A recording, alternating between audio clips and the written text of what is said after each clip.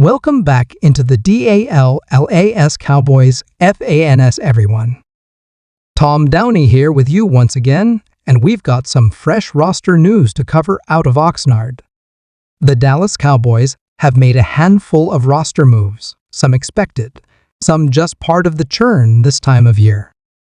2 offensive linemen are being signed, 1 wide receiver has been placed on injured reserve, and another offensive lineman has been waived/injured, which is typically just the first step before they revert to IR.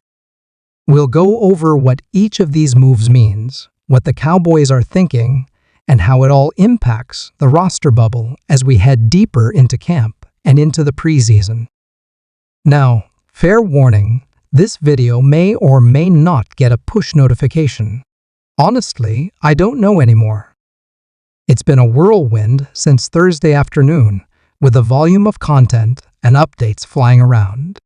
So do me a favor, if you're watching this and you appreciate the updates, share it with a fellow Cowboys fan to help spread the word. The algorithms might not be helping us, but you can. So here's what went down.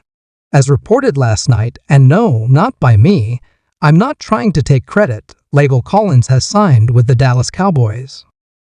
Yes, that La'el Collins. The veteran offensive lineman and longtime friend of Dak Prescott is back for his 3rd stint with the team. In addition to Collins, the Cowboys also signed Jaron Christian, the other veteran offensive lineman they recently worked out. Christian, a former 3rd-round pick back in 2018, is also joining the mix.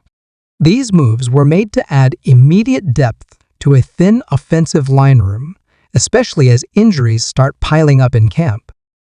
To make room for those 2, the Cowboys placed Paris Campbell on injured reserve, effectively ending his chances of making the 53-man roster. Now, technically, it's not a season-ending injury unless he stays on IR. There's a chance the Cowboys reach an injury settlement with him and release him, which would free him to latch on somewhere else. But realistically, this was always a long shot. Campbell was a fringe roster candidate at best, likely a practice squad fallback if anything happened to Cavonte Turpin. And with some intriguing returner options already on the roster like Deuce Vaughn and Jalen Cropper, Campbell's path was pretty narrow to begin with. Also waived/injured was Matt Waletzko, the last lingering piece of the infamous Amari Cooper trade.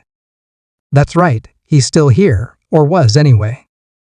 Waletzko will hit waivers, and assuming he goes unclaimed, which is likely, he'll revert to injured reserve.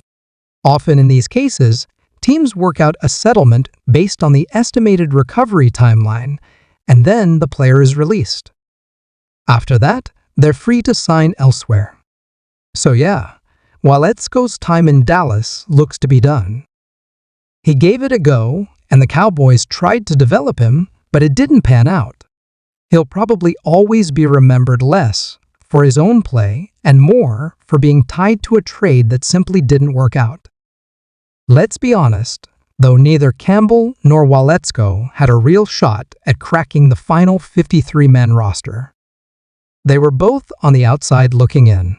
This was always going to be about the depth players and camp competition.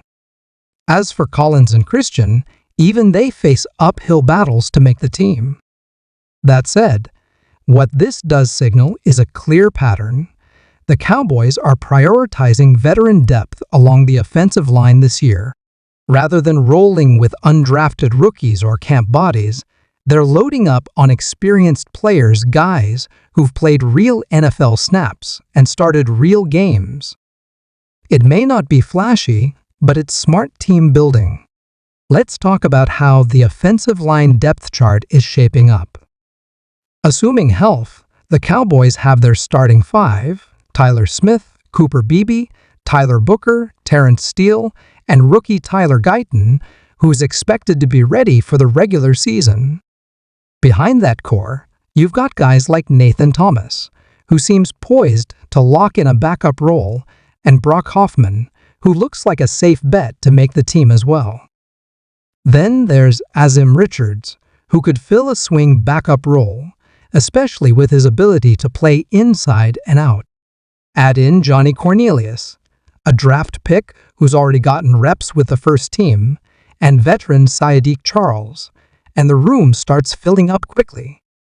That leaves players like Christian, Collins, TJ Bass, and Dakota Shepley fighting for fringe spots, likely the practice squad, unless injuries shake things up. It's going to be a battle. And with guys like Dennis Adamora dealing with a concussion and Rob Jones banged up, the Cowboys were frankly running out of bodies for practice and the upcoming preseason opener. When you look at who's going to actually suit up in the second half of those games, the need for experienced, healthy linemen becomes pretty obvious.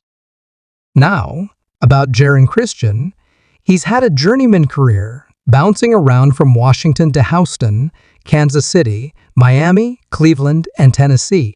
He's mostly played left tackle, but has the flexibility to fill in where needed. He even started a few games for the Browns last season and held up reasonably well. He's not a star, but he's serviceable. That's the kind of player you want eating preseason reps, not a random undrafted free agent who's barely had time to learn the playbook. As for La'el Collins, we all know what he used to be. When healthy and in his prime, he was a tone-setting right tackle and a mauler in the run game.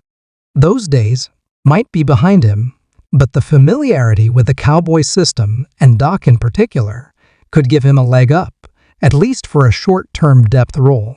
I'm curious to see how much he practices, how he holds up physically, and where he's slotted in during preseason action. With Adamora sidelined and Guyton limited, does Collins get reps at right tackle alongside Johnny Cornelius? Could we see Christian get looks at guard? It's a numbers game at this point. You can only carry so many offensive linemen on the 53, but the practice squad offers a little more flexibility.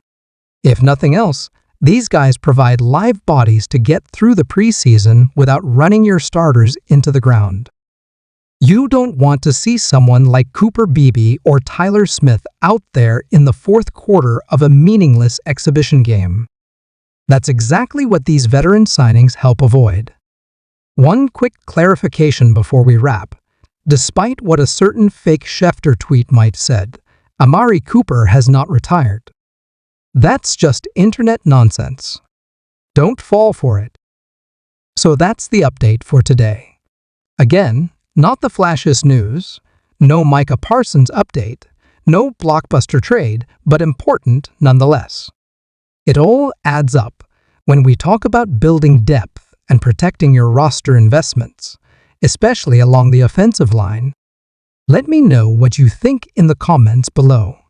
Do either La'el Collins or Jaron Christian make the final 53-man roster? Type Y for yes and for no and tell me why. Thanks for watching. Hit that like button, subscribe if you haven't already, and stay tuned. Preseason action is right around the corner and will be here every step of the way.